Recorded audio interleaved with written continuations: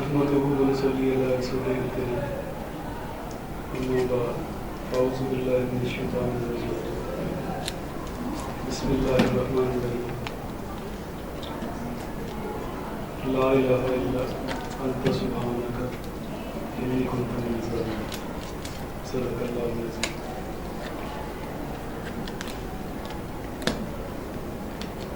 آج کی یہ پر رونق اور باوقار محفل انتہائی خوبصورت ہے اور مجھے دلی راحت اور سکون محسوس ہو رہا ہے اس محفل میں. اگرچہ تعداد کم ہے لیکن مجھے اس پہ کوئی گلہ نہیں ہے کیونکہ اس میں جتنے بھی لوگ یہاں بیٹھے ہیں وہ اپنی مرضی سے تشریف لائے. کسی کو زبردستی کہا نہیں گیا, فورس نہیں کیا گیا, اور ایسی محفل میں اللہ تعالیٰ لے کے آتا ہے. آپ نے یہاں بیٹھ کے جو بھی اچھی باتیں کی, خوبصورت باتیں کی, یہ وقت کسی اور جگہ بھی استعمال ہو سکتا تھا, کسی شرارت میں استعمال ہو سکتا تھا, کیمپس میں کسی کونے میں بیٹھ سکتے تھے, لیکن اب یہاں آئے تو میری اس بات کا اب یقین کریں کہ اس سے آپ کی نیکیوں میں اضافہ ہو.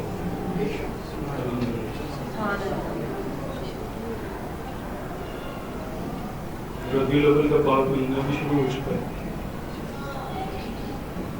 یہ خوبصورت گھڑیاں, خوبصورت ساتھ قسمت والوں کو نصیب ہوتی ہیں, اور میں اور آپ ہم سب لوگ یقیناً خوش قسمت ترین ہیں. یہاں پہ مجھے جب بیٹیوں نے دعوت دی, بلایا کل, تو میں نے ان سے ریکویسٹ کی, ان سے پوچھا کہ مجھے کس موضوع میں بولنا ہے. تو بیٹیوں کی مہربانی تو انہوں نے مجھے فری ہینڈ دیا کہ آپ جس موضوع میں بھی بات کر, میں اس میں کمفرٹیبل ہوتا ہوں, کیونکہ لکھی ہوئی بنی ہوئی بات میرے لیے ممکن نہیں ہے. جدھر کو خیالات لے چلیں گے تو چلتے چلے جائیں گے. دعا یہی ہوگی کہ جو الفاظ یہاں سے ادا ہوں اللہ تعالیٰ اس میں ہمارے لیے خیر فرمائے. تو آج ایک اہم موضوع کے اوپر گفتگو کرتا ہوں. وہ اہم موضوع ہے ایک ایسا موضوع جس کی آپ کو بھی ضرورت ہے, میں بھی طلبگار ہوں, اور ہمارے عزیز و قابل دوست احباب, معاشرہ, مسلم امہ سب کو ضرورت ہے, اور وہ ہے اپنی مس ڈیڈس یا گناہوں سے معافی یا نجات. آج ہم میں سے جو لوگ یہاں بیٹھے ہیں, زیادہ تر لوگ 90% یہ ہے سارے,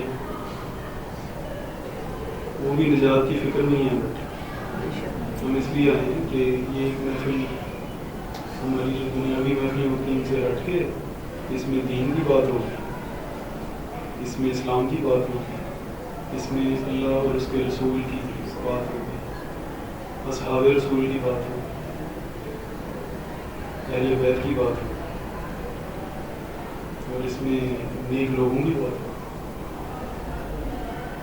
تو شاید اس محفل میں کوئی لمحہ ایسا گزرے کہ وہ میرے اللہ کو پسند آ جائے, اور اگر ایسا ہو جائے, اگر اس لمحے میں ہم اور آپ سانس لے لیں تو شاید وہ ہمارے لیے نجات کا ذریعہ بن جائے. اللہ تعالیٰ کو جو چیز سب سے زیادہ پسند ہے وہ ہے خلوص نیت.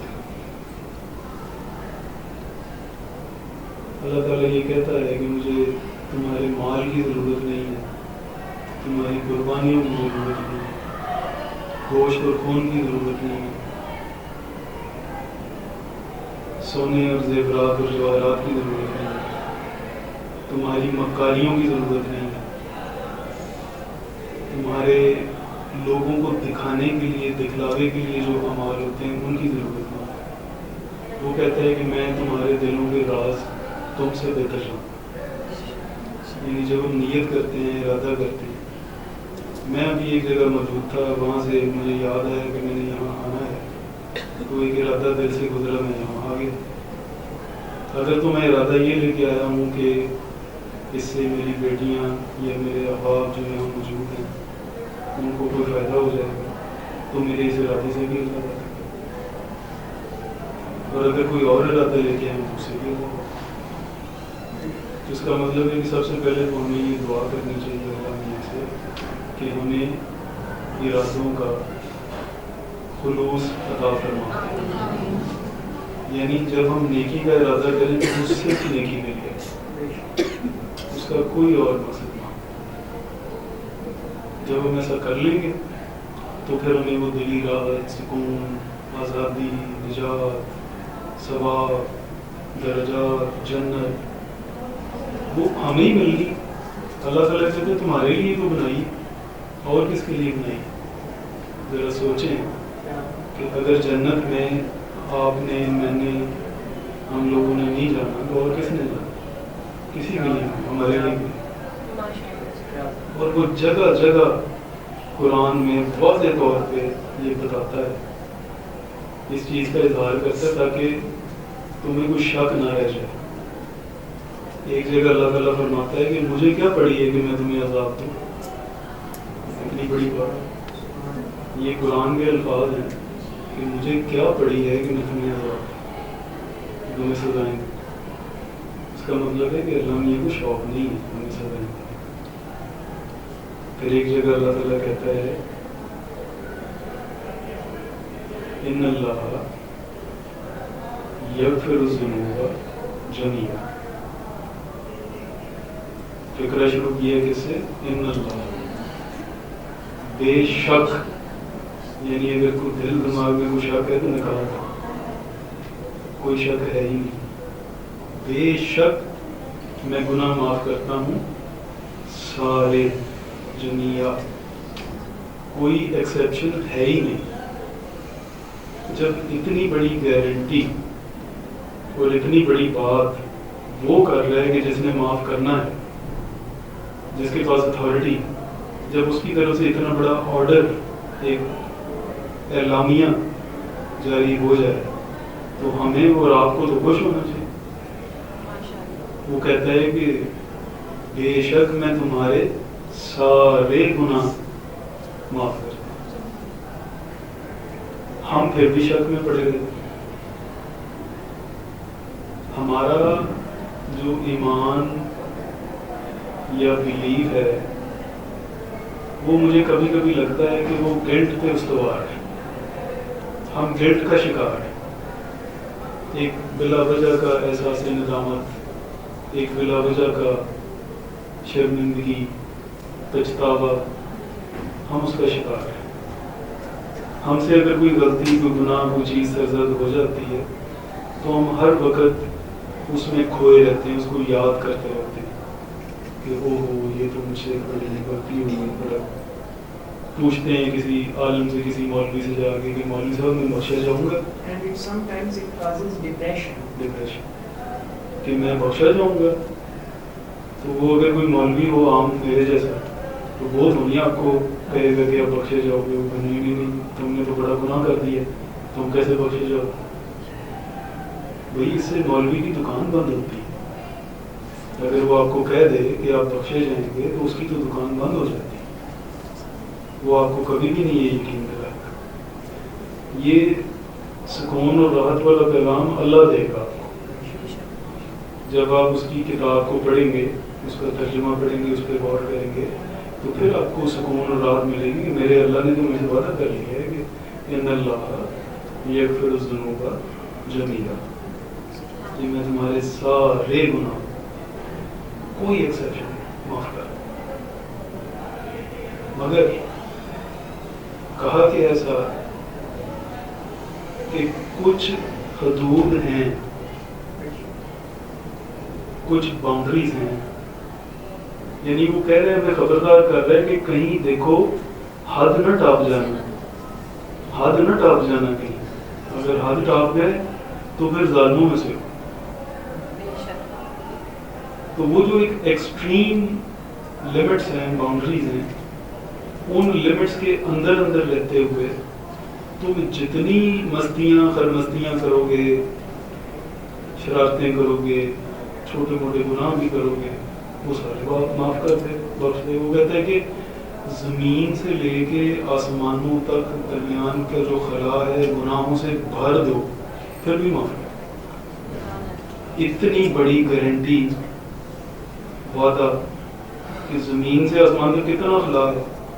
اور میرا خیال ہے کہ ایک عام ایوریج انسان کی اگر 60-70 سال 80 سال عمر ہے تو وہ کتنے کے گناہ کر لے، وہ گناہ تو کہیں نظر ہی نہیں آئے گا. یعنی جتنی بڑی وہ آپ کو شیورٹی دے رہا ہے، یہ جتنا بڑا وعدہ آپ کے ساتھ وہ کر رہا ہے، اس وعدے میں تو آپ کا گناہ تو نظر ہی نہیں آئے گا. اس کی تو حیثیت ہی نہیں. وہ تو ایک کیا اس کو کہتے ہیں کہ ان نوٹسیبل ڈاٹ ایک ہے جو نظر ہی نہیں ہے. تو سب سے پہلے تو آج کا میرا یہ میسج آپ کے لیے یہ ہے کہ پریشان ہونا چھوڑ دیں، خوش ہو جائیں کہ اللہ نے اپنے رسول اکرم صلی اللہ علیہ وسلم کے صدقے، ان کی شفاعت کے صدقے ہمیں اتنی بڑی گارنٹی اور وعدہ ہم سے کر لیا. اور دوسرا میسج میں اپنی بیٹیوں کو، اپنے محترم سر کو یہ دینا چاہتا ہوں کہ دیکھو، یاد رکھو، کوئی بھی گناہ جو تھوڑے عرصے کے لیے ہو، تھوڑے وقفے کے لیے ہو، وہ چھوٹا گناہ ہے.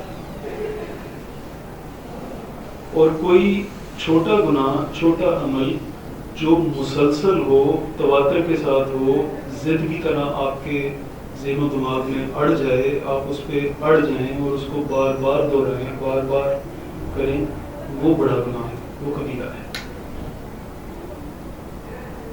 چھوٹی موٹی غلطیاں ہو جاتی، ایک دفعہ، 2 دفعہ، 3 دفعہ، اس پہ رجوع کر لیا جائے، اللہ میاں سے معافی مانگ لی جائے، وہ معاف کر دے گا.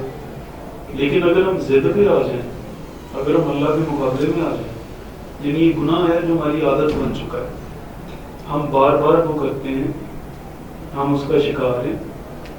حضرت عثمان علی اجویری رحمۃ اللہ علیہ فرماتے ہیں کہ جو گناہ ہوتا ہے وہ آپ کے دل پہ ایک سیاہ دھبے کی مانند ہوتا ہے. جب آپ ایک بار کوئی گناہ کرتے ہیں تو آپ کے دل پہ ایک سیاہ دھبا نمودار ہوتا ہے. جب دوسرا کرتے ہیں، جب 2 دفعہ، جب تیسرا کرتے ہیں، جب 3 دفعہ، جب گناہ کو آپ اپنی عادت میں شامل کر لیتے ہیں تو آپ کا دل سیاہ ہو جاتا ہے. پھر وہ آپ کو ناگواری میں لے جاتا ہے، ڈپریشن میں لے جاتا ہے، پریشانیوں میں دھکیل دیتا ہے. پھر آپ کو مایوسی نظر آنا شروع ہو جاتی ہے، نا امیدی نظر آنا شروع ہو جاتی ہے. پھر آپ اور طرح کے گرداب میں پھنس جاتے ہیں. تو اس لیے اگر کوئی چھوٹے موٹے داغ دل پہ لگ جائیں تو ان کو دھونے کی کوشش کریں.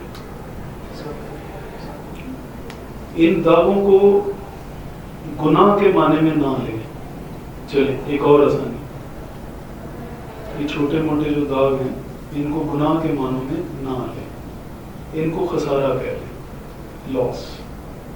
کیونکہ اللہ تعالیٰ کہتا ہے کہ والعصر ان الانسان لفی خسر، قسم ہے زمانے کی کہ انسان خسارے میں ہے. تو یہ جو چھوٹے موٹے ہم سے ہوتے ہیں نا، اونچ نیچ، اس کو وہ خسارہ کہتا ہے کہ یہ لاس. اور وہ کہتا ہے کہ خسارہ پورا کر لیا کرو. کیسے پورا کر لیا کرو خسارہ؟ جیسے آج کر رہے ہو، آج بھی تو آپ خسارے پورا کر رہے ہو نا، کہ اگر میرا گناہوں کا پلڑا ذرا بھاری ہو گیا ہے تو کبھی کبھی دل کو ادھر موڑ لیں، کوئی ایسا کام کر لیں، کوئی ایسی محفل سجا لیں، یا ویسے ہی تنہائی میں بیٹھ کے اس کو یاد کر لیں. کوئی پھول لانے کی، اگربتیاں لانے کی ضرورت نہیں، تنہائی میں بیٹھیں. اور جیسے میں نے اپنی گفتگو کا جس فکرے سے آغاز کیا، وہ تو بڑا ایک یونیورسل قسم کا فکرہ ہے، لا الہ الا انت سبحانک انی کنت من الظالمین. یا اللہ تو پاک ہے، you are perfect, I am not perfect. اور میں ہو بھی نہیں سکتا پرفیکٹ. مجھ سے غلطی ہونا تھی, ہو گئی, تو آپ مجھے معاف کر دیں, آئی ایم سوری, آئندہ نہیں کروں گا. تو اگر آپ نے نہ معاف کیا تو پھر کیا ہوگا؟ انی کنت من الظالمین, میں وہ ظالموں میں سے ہو جاؤں. تو میرا اللہ تو یہ نہیں چاہے گا کہ میں ظالموں میں سے ہو جاؤں, میں بھی نہیں چاہتا, آپ بھی نہیں چاہتے. تو اس کا مطلب ہے کہ جب کبھی ترازو میں خسارہ آ جائے, کوئی چیز ایسی سرزد ہو جائے کہ آپ کو لگے کہ خسارہ ہے, تو اس خسارے کو پورا کر لیا کرو, کچھ نیک اعمال کو تھوڑا سا بڑھا کے. جب نیک اعمال کا وزن تھوڑا سا بڑھے گا تو وہ خسارہ پورا ہو جائے گا. اور اس نے تو پہلے وعدہ کیا ہوا ہے کہ خسارے کے ساتھ نہ آنا میرے پاس, تو ویسے میں معاف کر دوں گا, کوئی مسئلہ نہیں. تو وہ جو حدود ہیں ان حدود کا خیال رکھیں. مثلاً سب سے ضروری یہ ہے کہ آپ اس کو اپنا رب مانیں, اس کو اپنا پروردگار, خالق و مالک, ہر چیز پہ قادر مطلق مانیں کہ ہمیں آج صبح ناشتہ اس نے دیا, ہم اس وقت یہاں بیٹھے ہیں اس کی وجہ سے, اس نے ہمیں توفیق دی. ہم آپس میں گفتگو کر رہے ہیں, بات چیت کر رہے ہیں, اس نے ہمیں زبان دی, ہماری زبان کی لکنت ختم کی, ہمارے الفاظ میں تاثیر ڈالی, ہمارے الفاظ ایک دوسرے کی سمجھ میں آئے, اور بات آگے چراغ سے چراغ آگے چلا, اس کی مہربانی. تو سب سے پہلے اس کو اپنا رب مانیں, پروردگار مانیں, اور اس کا شکر ادا کریں. کبھی کبھی ایکچولی میں سوچتا ہوں کہ گاڈ از جیلس ان لو. اللہ تعالیٰ کہتے ہیں, پتہ کیا کہتا ہے؟ وہ کہتا ہے کہ ماؤں سے زیادہ شفیق ہے نا وہ. تو ایک جگہ تو کہتا ہے کہ مجھے یوں یاد کرو جیسے اپنے آباء و اجداد کو یاد کرتے ہو, جیسے اماں ابا کو یاد کرتے ہو, اس طرح مجھے یاد کرو. لیکن پھر ایک جگہ جا کے نا آگے یہ کہتے ہیں کہ تھوڑا سا سے زیادہ, تھوڑا سا زیادہ. اٹ مینس کہ گاڈ از جیلس ان لو. وہ کہتے ہیں مجھ سے محبت, وہ کہتے ہیں ماں تو میں نے دی ہے نا, ماں سے محبت کرو لیکن اس سے تھوڑی سی زیادہ محبت مجھ سے کرو. ابا سے محبت کرو لیکن ابا تو میں نے دیا ہے نا, اس سے تھوڑا سا زیادہ. ٹھیک ہے, آپ کو اپنے دوستوں سے, عزیزوں سے, کلاس فیلو سے محبت ہے, ان سے انسیت ہے, جان پہچان ہے, آپ کو کھانا پینا اچھا لگتا ہے, آپ کو اچھا لباس پہننا اچھا لگتا ہے, آپ شاپنگ کر کے خوش ہوتے ہو, آپ اپنی فیملی کے لیے فیلنگ رکھتے ہو. وہ کہتے ہیں ٹھیک ہے, ہر چیز کو اہمیت دو مگر مجھے تھوڑی سی زیادہ, کیونکہ وہ ساری چیزیں میں. تو اٹس آل اباؤٹ پرائیورٹیز, کہ آپ کی لائف کی پرائیورٹیز کیا ہیں. اگر آپ کی فرسٹ پرائیورٹی اللہ بن جائے تو پھر سب کچھ ٹھیک ہے, پھر آپ کا کنیکشن ٹھیک ہے. لیکن اگر ہم نعوذ باللہ اس کو لاسٹ پرائیورٹی بنا, جیسے ہم کرتے ہیں عام طور پہ, ہم کہتے ہیں اچھا ٹھیک ہے باقی کام پہلے کر لیں تو پھر دیکھ لیتے ہیں. تو جب آپ لاسٹ پرائیورٹی پہ لے جاتے ہو تو پھر وہ پتہ ہے کیا کہتا ہے؟ وہ کہتا ہے کہ تم میرا ذکر کرو, میں تمہارا ذکر کروں. اگر تم نہیں کرو گے تو پھر. بڑے سادے سے اصول نہیں, سمپل سے, ایک عام سمجھ میں آنے والے اصول ہیں. اس کے لیے کوئی بی ایس کی ڈگری ہونا ضروری نہیں, کوئی تعلیم و تربیت ہونا ضروری نہیں, ایک ان پڑھ بندے کو بھی سمجھ آ جاتی ہے. ایک دنیا داری کا اصول ہے کہ جو رشتہ دار ہم سے بات چیت کرتے ہیں, اچھا سلوک کرتے ہیں, ہم بھی ان کے ساتھ اچھا سلوک کرتے ہیں. جو ہمیں نہیں بلاتے ہم ان کو نہیں بلاتے, جو ہم سے مل کے راضی نہیں ہم ان سے مل کے راضی نہیں. تو اسی طرح وہ کہتا ہے کہ تم میرا ذکر کرو میں تمہارا ذکر کروں گا, تم میرا ذکر نہیں کرو گے تو میں کیوں کروں گا تمہارا.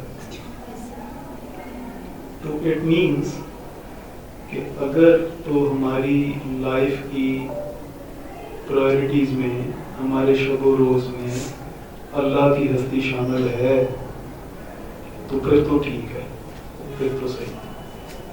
اور اگر نہیں ہے تو پھر ہمیں ری تھنک کرنے کی ضرورت ہے. پھر ہمیں دوبارہ سے سوچنے کی ضرورت ہے، چیزوں کو ری ارینج کرنے کی ضرورت ہے تاکہ ہم خسارے والوں میں نہ شامل ہو جائیں.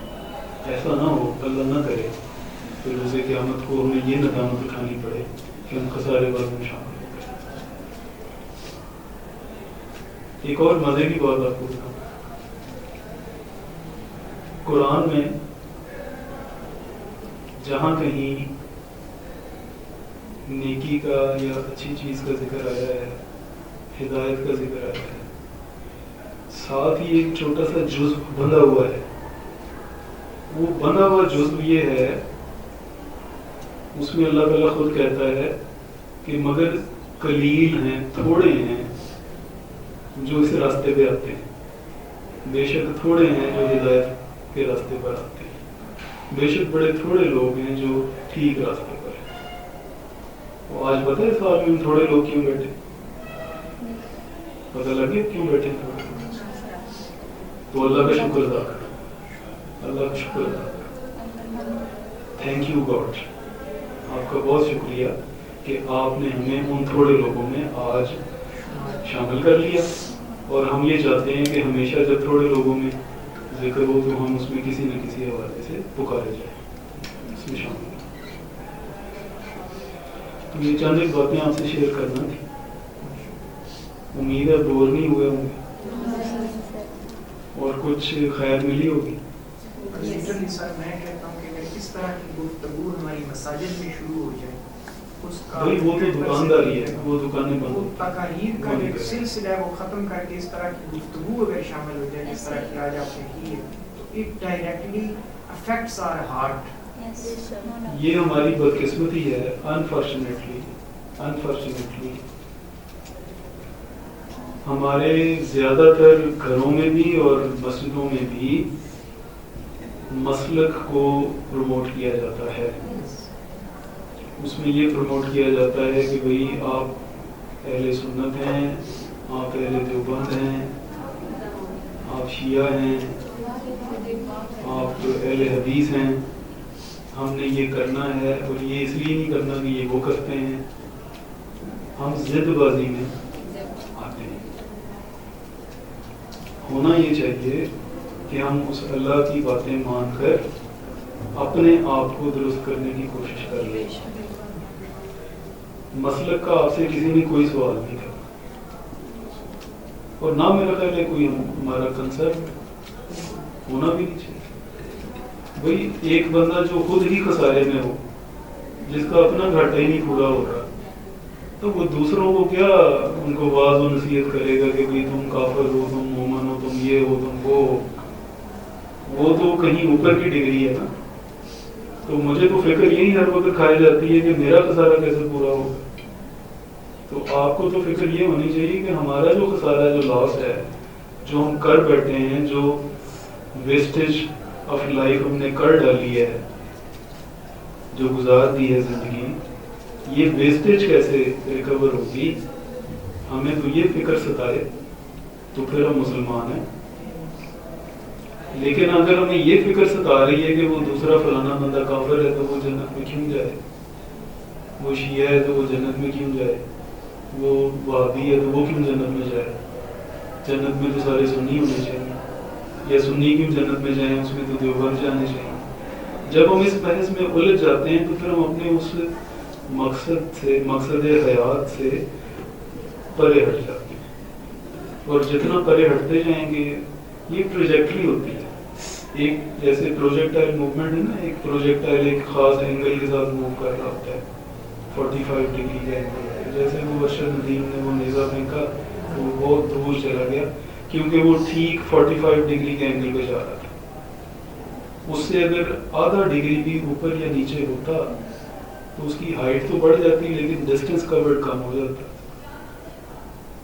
تو یہی کچھ ہمارے ساتھ ہوتا ہے کہ جب ہم اپنے اینگل کو تھوڑا سا ڈائیورٹ کر لیتے ہیں، ٹلٹ کر لیتے ہیں ٹورڈز مسلک، تو پھر ہم اس 45 کی جو اسٹینڈرڈ ڈگری ہے اس سے تھوڑا اوپر یا نیچے ہو جاتے ہیں.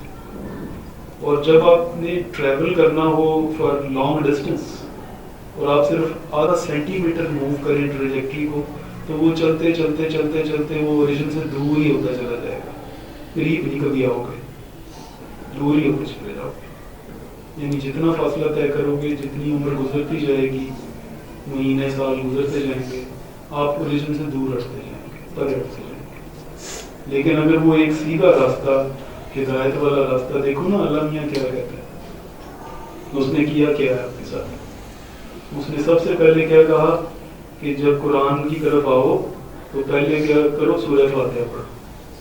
الحمدللہ رب العالمین الرحمن الرحیم مالک یوم الدین ایاک نعبد و ایاک نستعین.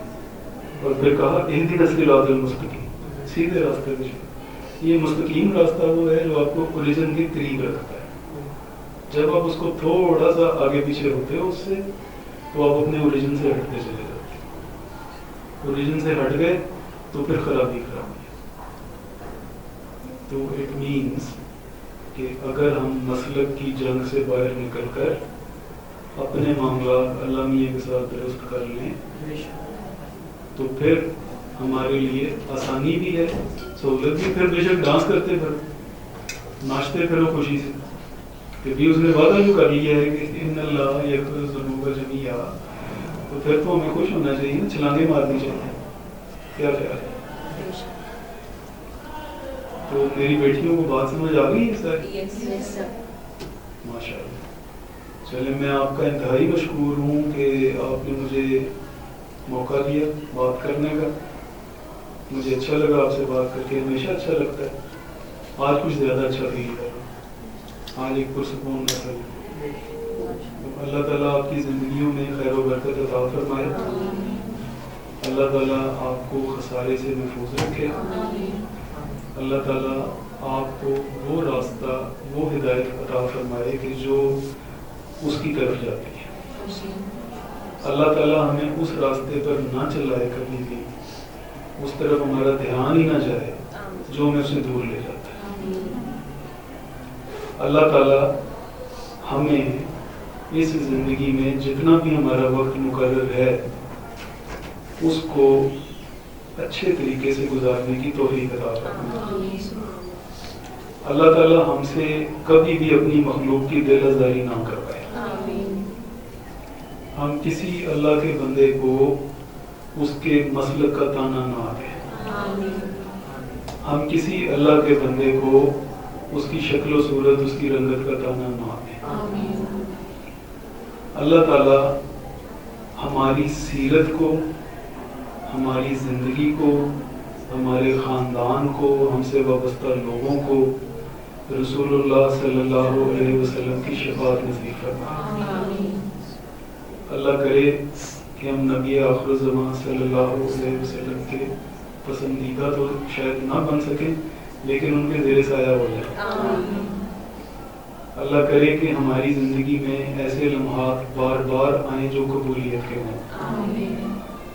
اللہ تعالیٰ کا یہ وعدہ ہے ہم سے کہ جب ہم صدقے دل سے اس کو یاد کرتے ہیں، اس کے ذکر کی کوئی محفل کرتے ہیں یا اپنی لائن کو درست کرنے کی کوشش کرتے ہیں تو وہ ہمیں قبولیت عطا فرما دیتا ہے. اللہ تعالیٰ کا یہ وعدہ ہے ہم سے کہ وہ ہمارے اٹھے ہوئے ہاتھوں کو خالی نہیں لوٹاتا.